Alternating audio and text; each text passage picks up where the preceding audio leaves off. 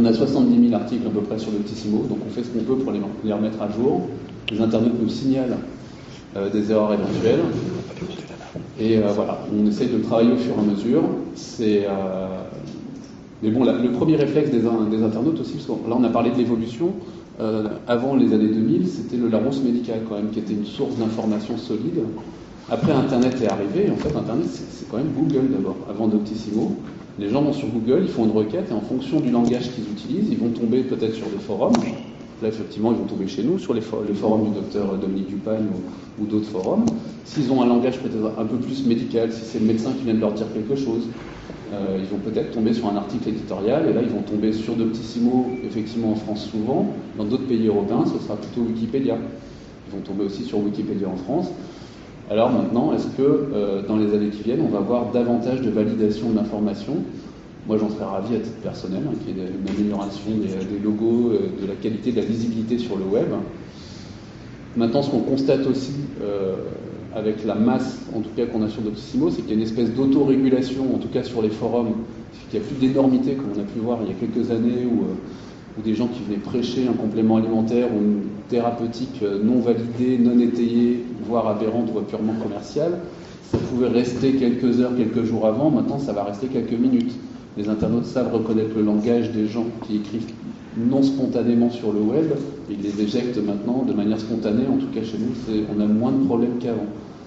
Sur l'éditorial, pareil, il y a énormément de gens qui font des vigies, qui vont nous signaler la petite pétouille, la petite erreur de calcul, le lien qui est mort dans une source ou des choses comme ça. Mais peut-être un dernier mot, puis après je vais vous repasser. Juste ce que je voulais dire, juste un dernier truc, c'est qu'on n'est qu'au début de tout ça. En France, il y a 59%, je crois, selon une récente étude des internautes qui cherchent des informations santé sur Internet. C'est 96% en Russie. C'est 80 à 90% dans d'autres pays. J'ai plus en mémoire, l'Inde 90%, le Mexique 89%, le Brésil 86%, la Chine 92%. Donc en France, 59% utilisent Internet pour obtenir des conseils sur la santé, les médicaments et les maladies. Et dans ce que je disais, un seul Français sur 4 va vérifier la fiabilité de l'information. Je ne sais pas comment c'est dans les autres pays. On sait qu'on veut mettre en place de l'éducation thérapeutique, on sait que la médecine préventive n'est pas très développée. On parle beaucoup de la télémédecine ou de futurs services qui pourraient arriver, de consultation en ligne, qui serait une espèce de prolongement de ce qui existait sur le Minitel avant. Tout ça va énormément changer dans les années qui viennent. Doctissimo va énormément évoluer, les autres sites aussi. Donc je pense qu'il est important, c'est pas de se dire que ça va remplacer le médecin, mais ça va s'intégrer de plus en plus dans la relation médecin-patient. Et que c'est pas ça qui comblera des carences de démographie médicale, mais ça peut éclairer, c'est ce qu'on a appelé les patients experts. Ça peut agacer, moi j'ai quand même l'impression que les médecins étaient plus agacés en 2000 qu'en 2010, par Doctissimo notamment, parce qu'on avait une image il y a pas mal de sexualité exacerbée sur Doctissimo, c'est pas mal cristallisé à l'époque sur ça. Maintenant, ça s'est pas mal lissé. J'ai l'impression que les médecins respectent peut-être un peu plus le travail qu'on fait. Et voilà, ça fait partie de l'environnement actuel d'aujourd'hui. Je ne sais pas si vous... Monsieur Dupagne. Bonjour. J'espère qu'on va arriver à pas être d'accord, parce que vous allez vous endormir sinon, mais... Dans l'ensemble, il y a des points de vue qui sont très intéressants parce que vous avez les points de vue des médecins, les points de vue des patients, les points de vue des sociologues. Moi, je suis dans la position un peu de quelqu'un qui aurait été s'installer en Chine il y a 10 ans et qui discuterait maintenant avec ses confrères européens, qui voudraient lui demander comment ça se passe là-bas, comment on s'installe, et qui découvrirait que finalement, il y a une très mauvaise conscience de la situation actuelle. Vraiment, il y a des mondes assez séparés, c'est tellement nouveau, c'est tellement différent, le monde de l'Internet de la santé par rapport à ce que connaissent les médecins, qu'il faut vraiment être immergé dedans, comme dans un pays étranger, pour arriver vraiment à connaître les us et coutumes. En France, on aime bien séparer. On est médecin ou on n'est pas médecin. On est branché, on n'est pas branché. On est de gauche, on est de droite. Enfin bref, et on a une espèce de tendance à mettre des catégories. Or, le problème justement du web santé, c'est qu'il explose toutes les catégories. Vous avez des médecins qui sont bien moins savants que certains patients.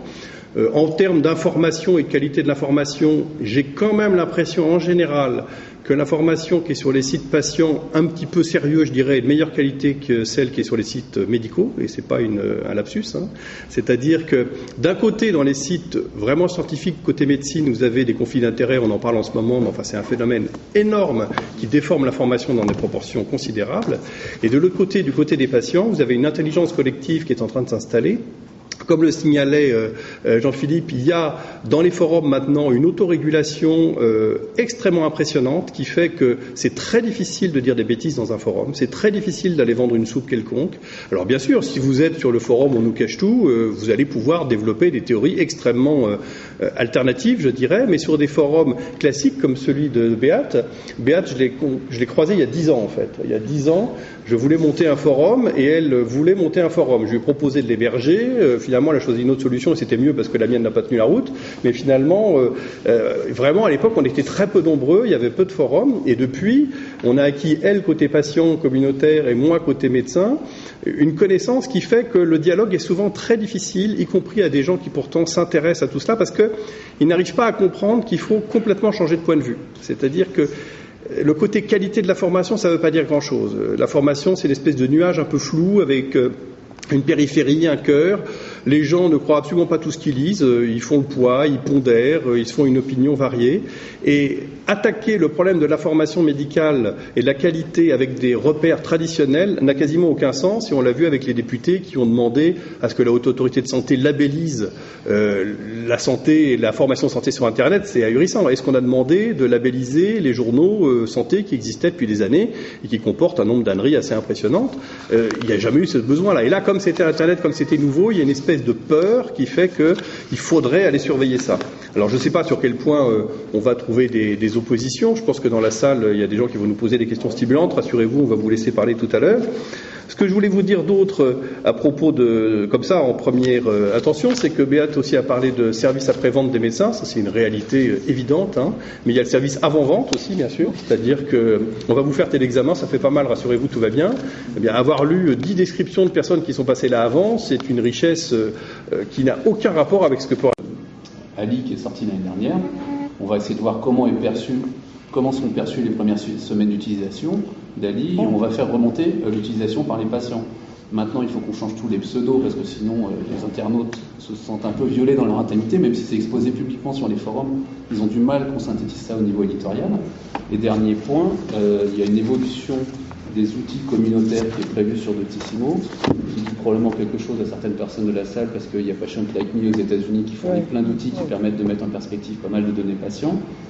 Il y a des projets privés qui sont en train de se monter comme ça en France. Doctissimo fera partie de ceux qui intégreront un certain nombre d'outils.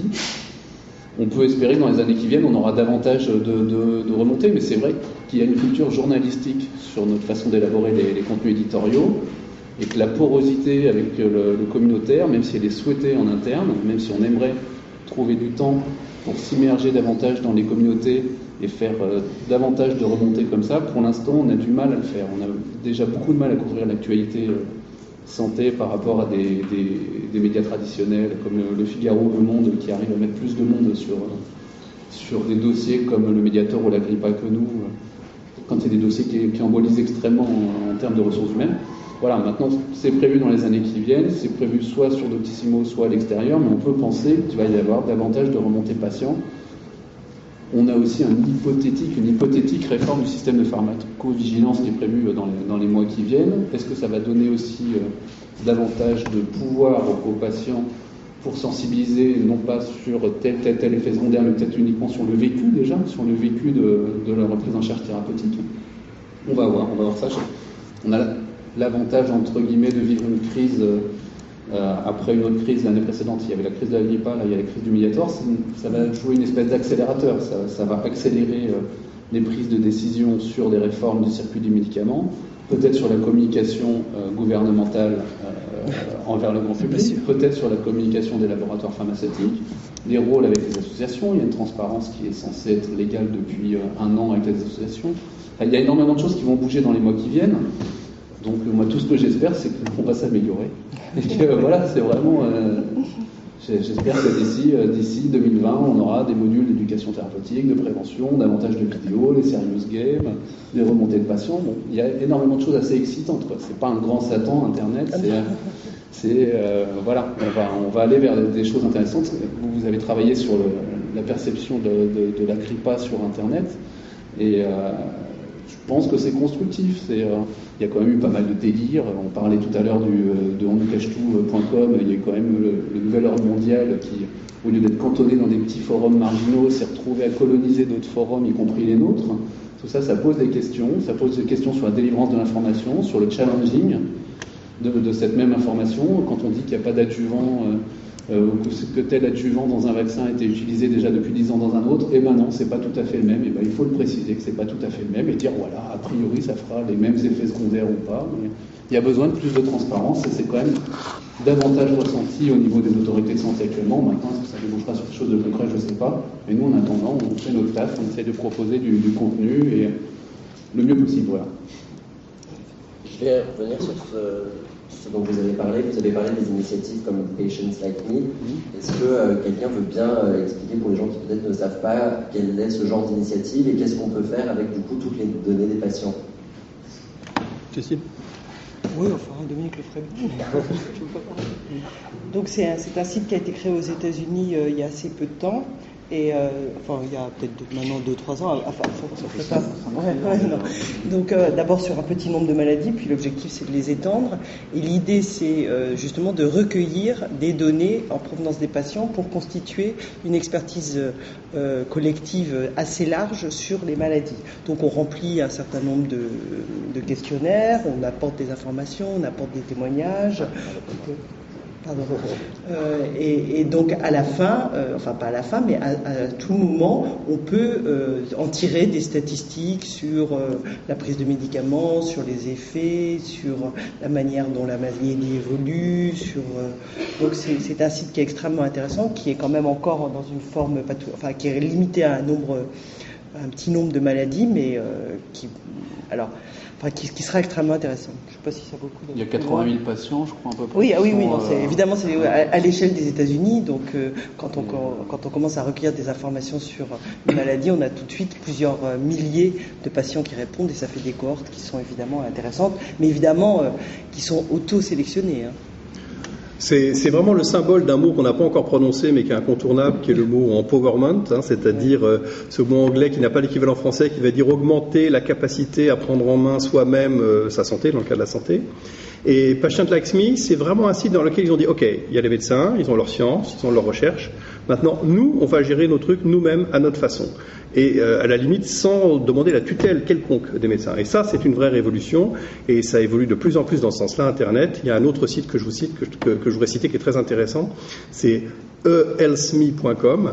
C'est un site qui recueille tous les effets indésirables des médicaments, qui fait cette fameuse pharmacovigilance qui nous fait tant défaut, et dans lequel on part du principe qui est prouvé d'ailleurs scientifiquement que les patients déclarent mieux les effets indésirables que les médecins, que c'est plus fiable, que c'est mieux fait. Et donc sur ce site, vous tapez n'importe quel nom de médicament et vous avez des centaines de témoignages de gens qui ont ressenti tel ou tel effet indésirable, et il n'y a pas de validation scientifique, il n'y a pas de médecin, c'est purement descriptif. Et c'est un phénomène très intéressant. Il y a une tentative qui s'appelle Mea Medica, une société hollandaise qui essaie de faire une version française de ça. Je ne sais pas où ça en est actuellement. À une échelle, c'est la taupinière face au Fujiyama, quoi, en termes de... Oui, c'est pareil pour le Patient Like Me, il y a une tentative aussi en France. Voilà, il y a une tentative qui s'appelle entrepatient.net et une autre qui s'appelle Carinity aussi, qui semble proche. Donc après, je ne sais pas quelle est la poule de l'œuf. Parce que c'est vrai que la langue, je crois que vous l'avez dit, mais la langue est quand même une barrière plus forte que le reste. Mais c'est des sites qui ne sont pas encore en ligne. Donc Carinity peut-être, je ne sais pas, mais...